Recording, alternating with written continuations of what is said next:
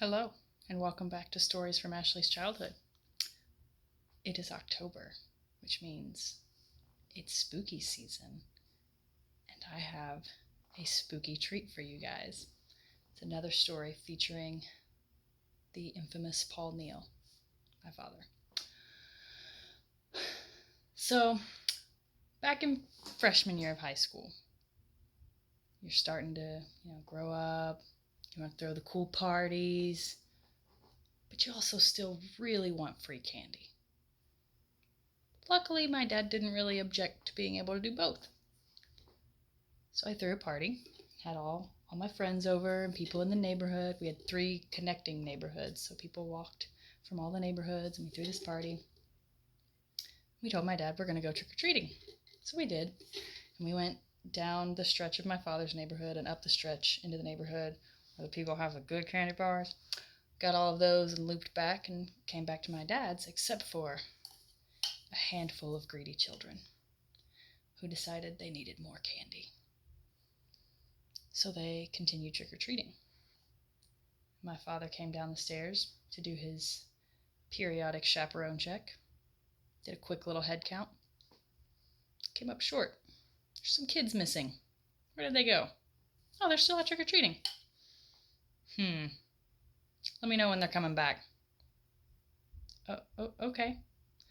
So I texted him. I was like, yo, Dad knows you're not here. You guys got to get back. You got to get back to the house. Text me when you're close. So they say, okay, we're about a block away. We'll be there in a minute. So I notify my dad, hey, they said they're coming back. They'll be here in a few minutes. She's like, okay. So a few minutes go by, and I go back into the house for something and come face to face with my father, who's holding a weed whacker, of all things. And I'm like, what are you doing? There's no weeds to be whacking. What's going on here? And he said, which way are they coming? I said, what? He said, which way are they coming? I said, I think they're coming around up from the other neighborhood. Okay. We had a big evergreen tree in our front yard. So my father tiptoes out to this evergreen tree. And he waits quietly, very patiently. And the kids come across the edge of the yard. And my dad fires up a weed whacker. Not a chainsaw. There's nothing to really fear here. I mean, yeah, to be fair, it probably could mess up your skin a little bit, get you a couple little lacerations, but you're not getting a limb chopped off with a weed whacker.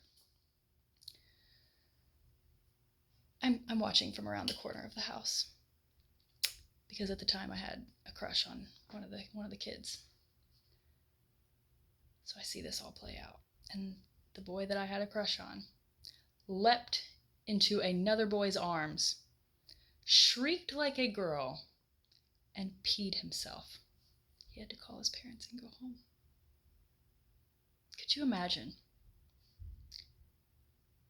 jumping into another kid's arms and peeing yourself because a grown man jumped out from behind a tree with a weed whacker?